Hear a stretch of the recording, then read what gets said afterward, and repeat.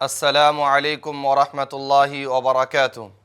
আলহামদুলিল্লাহি কাফা ওয়া সালামুন আলা ইবাদিহিল্লাযীনা ইসতাফা আম্মা বা'দ। ফাউযু বিল্লাহি মিনাশ শাইতানির রাজীম। বিসমিল্লাহির রহমানির রহিম।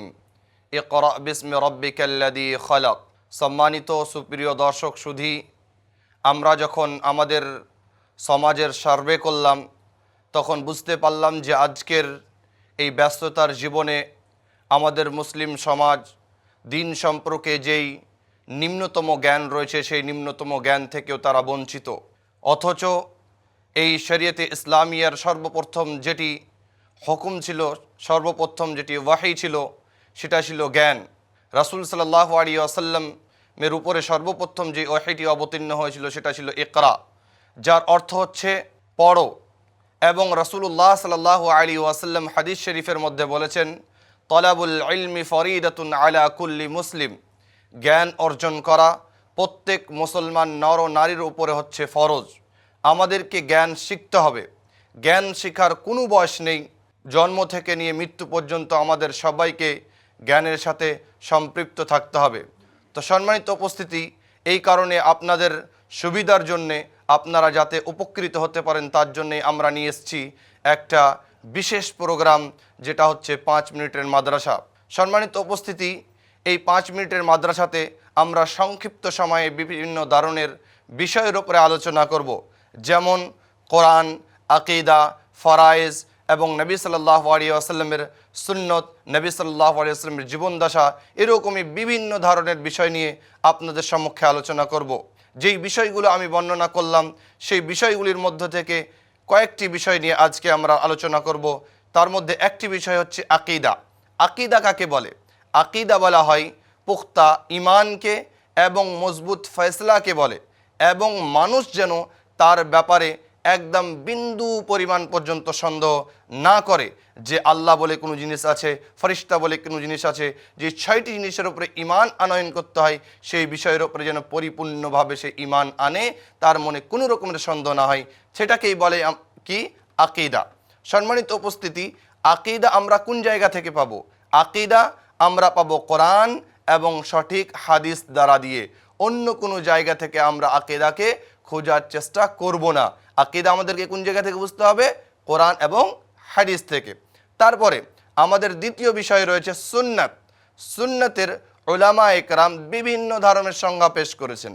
তার মধ্যে একটি এমন সংজ্ঞা আপনার সম্মুখে আমি পেশ করতে যাচ্ছি যে সংজ্ঞা আপনি সাধারণতভাবে বুঝতে পারবেন। তার সংজ্ঞা হচ্ছে এই: সুন্নত বলা হয় যে কথা রাসূলুল্লাহ সাল্লাল্লাহু আলাইহি ওয়াসাল্লাম বলেছেন কিংবা রাসূল সাল্লাল্লাহু আলাইহি ওয়াসাল্লাম করেছেন, এবং রাসূল সাল্লাল্লাহু আলাইহি ওয়াসাল্লাম কোনো সাহাবীকে কোনো কাজ করতে দেখেছেন, তারপর নবী সাল্লাল্লাহু আলাইহি ওয়াসাল্লাম তাকে সেই কাজ থেকে মানা করেননি, তাকে আমরা সুন্নত বলি। সম্মানিত উপস্থিতি, আপনাকে এই জায়গায় একটি কথা মনে রাখতে হবে যে সুন্নত যখন আমাদের কাছে আসবে তো সেই সুন্নত যেই কাজের উপরে আমরা আমল করব। সুন্নত বলতে গেলে আমাদের চলাফেরা, আমাদের বসে থাকা, আমাদের খাওয়া দাওয়া, শোয়া, প্রত্যেকটি জিনিস বা এই সুন্নতের মধ্যে শামিল রয়েছে।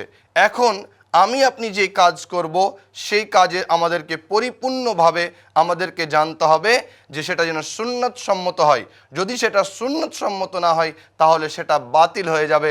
এই কারণ কি রাসূল সাল্লাল্লাহু আলাইহি ওয়াসাল্লাম একটি হাদিসের মধ্যে বলছেন যে মান আমিলা আমালান লাইসা আলাইহি আমরুনা ফাহুয়া রাদ্দুন। যেটা আমি করিনি, বলিনি, তার উপরে যদি কেউ আমল করে সেটা বাতিল হয়ে যাবে। অতএব আমরা যখনই কোনো আমল করতে যাব তখন আমাদেরকে জানতে হবে যে সেটা শরীয়ত সম্মত কি শরীয়ত সম্মত নয়। তারপরে আমাদের আজকের তৃতীয় বিষয় হচ্ছে ফরজ। ফরজ বলা হয় ওকে, এরও অনেক রকমের সংজ্ঞা পেশ করা হয়েছে। তার মধ্যে একটি ওয়াজে যেটা প্রকাশনীয় সংজ্ঞা হচ্ছে এই যে আল্লাহ সুবহানাহু ওয়া তাআলা এবং রাসূল সাল্লাল্লাহু আলাইহি ওয়াসাল্লাম যে কাজ ও কর্মগুলি আমাদের উপরে ওয়াজিব করেছেন, যে কাজগুলি আমাদেরকে ওয়াজিবভাবে করতে বলেছেন, তাকে বলা হয় আপনার ওয়াজিব বা ফরাইজ। এবং তার সাথে সাথে যেটার ব্যাপারে আল্লাহ তাআলা নেকির ঘোষণা দিয়েছেন এবং তার সাথে সাথে যার উপরে আযাবের ঘোষণা দিয়েছেন তাকে আমরা ফরজ বলে থাকি। ফরজ এবং ওয়াজিবের মধ্যে কোনো রকমের ফরক নেই, তারা দুটোই হচ্ছে একই অর্থ, দুটোরই একই রকমের সংজ্ঞা রয়েছে। সম্মানিত উপস্থিতি, আমরা দেখুন এই 5 মিনিটের মধ্যে অনেকটি বিষয় আমরা জানতে পারলাম দিন সম্পর্কে।